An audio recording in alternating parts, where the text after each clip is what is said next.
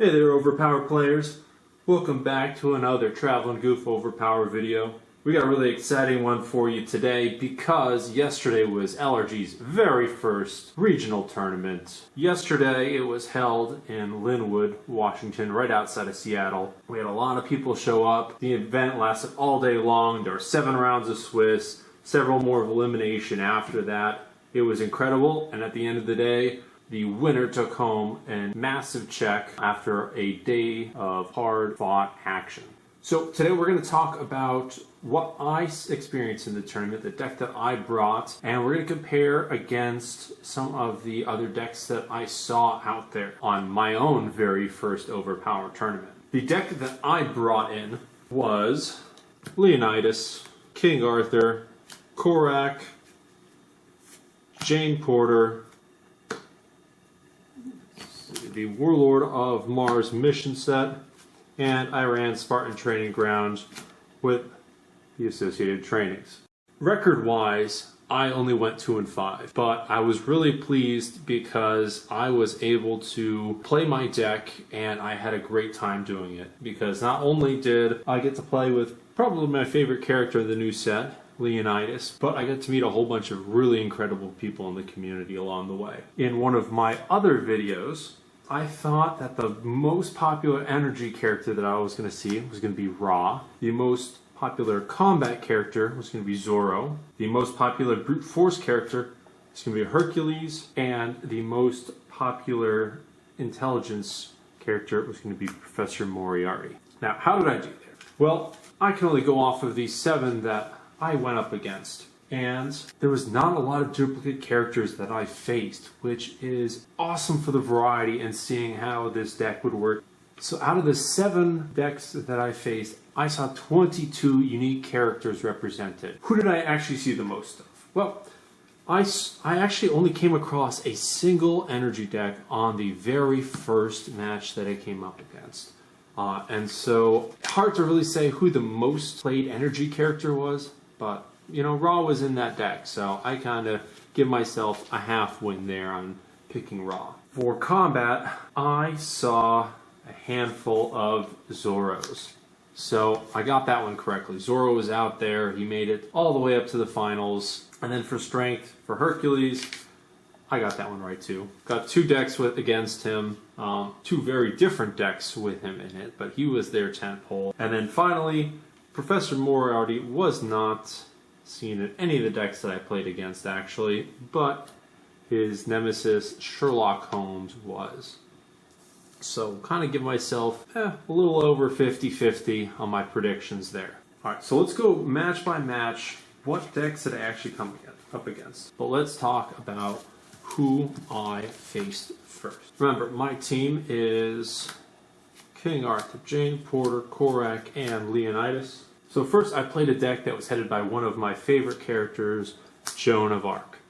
She was accompanied by the Wicked Witch, Victory Harbin, and Ra. This match I came down with a victory, but it was very, very close. And I was able to throw Leonidas's Force Sparta card out to lock her place the EFL down, and then I was able to clobber her for a Spectrum KO. So in the end, we had Joan of Arc knocked out, we had Victory Harbin knocked out, and then I lost King Arthur. So game number 2 did not fare so well for Leonidas and his team. He was up against Sun Wukong, Dr. Watson, King Arthur, and Billy the Kid in reserve, and this game was quick. My team folded, Korak went down, then King Arthur went down, and it was pretty much all over from there. Game number 3 was an interesting one because I came up across an intellect deck headed by Captain Nemo and the Count of Monte Cristo. They're joined by the mainstays of Sherlock and Watson to round out the team. This one, I learned a lot about how to play because I should have conceded one of the rounds and did not do so. So in one single round where I just wanted to stretch and take out Count of Monte Cristo once I knew that he did not have his avoid, in order to knock him out, I lost, again, 2 characters, Korak King Arthur. So it was Leonidas, Jane Porter, and I overran specials for those two characters, so I ended up losing a lot of cards on discards. And in the end, after a hard-fought campaign, I lost the venture. Game 4 saw the return of Hercules, and he was backed up by the Mummy, Korak, and Tarzan. I was not prepared for Korak to be focused so heavily, so once he came down, I lost those overloaded specials that I had on Korak, and then he was able to bully me out and venture for the rest of the game. Game number 5 was another big showdown, and this one was a very interesting team to play against. I faced Zorro, I faced Merlin, I faced Sherlock Holmes, and Watson. So again, another of this fantastic duo. Now, this split intelligence combat energy deck was hard to figure out who to focus, but I used my training cards to get through a Merlin defense where he could only block with a 7. I'm throwing an 8 at him.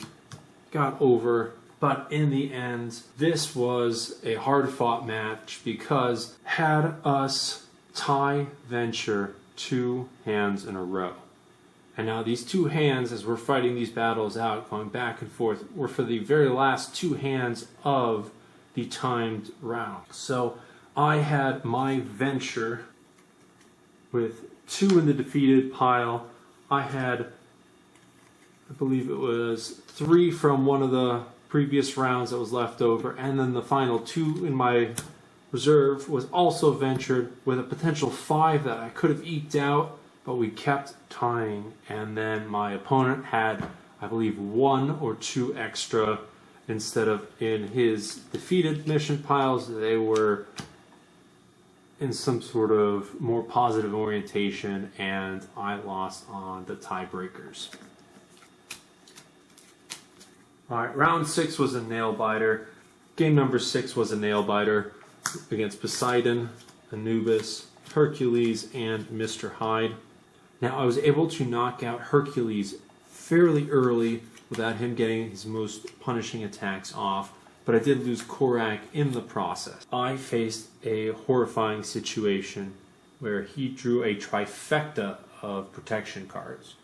I landed a hit against Anubis, and he fairy protectioned it, meaning that I could not attack Anubis anymore this round. I continued to attack otherwise, and then I tried to get Poseidon down, and then he formed of water and locked out Poseidon.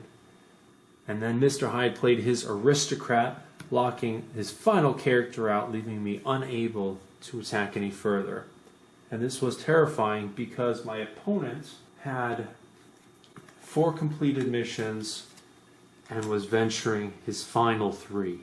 Now, I got myself a card from his higher venture, but I knew that if I could not crack this impenetrable shell, that I would be losing the match. And luckily, it just so happened that I had Merlin's magic. I'd been sitting on it and was able to break open fairy protection on Anubis and throw multiple attacks on him, ensuring that I did not KO him and lose my opportunity to throw more venture and compete against Poseidon and Mr. Hyde. And luckily I did with my final blow, KOing him, putting me over on venture and causing my opponent to lose his missions. Now, my final match of the day put me against some familiar faces with Zorro and Billy the Kid in reserve, but also the new duo of John Carter of Mars and Tars Tarkas. Fight to a standstill, and then at the very last minute, Korak takes a final hit from Zorro's 7 intelligence attack that lands and moves up the final unventured card for his victory. So I had a great time playing against everybody. I can't wait for the next tournament that I'm able to make to see everyone and play against all the interesting decks that I came across, and find out what new ones are out there and what other inspirations we can come up with. So until the next time, have a great time venturing, and happy Overpower.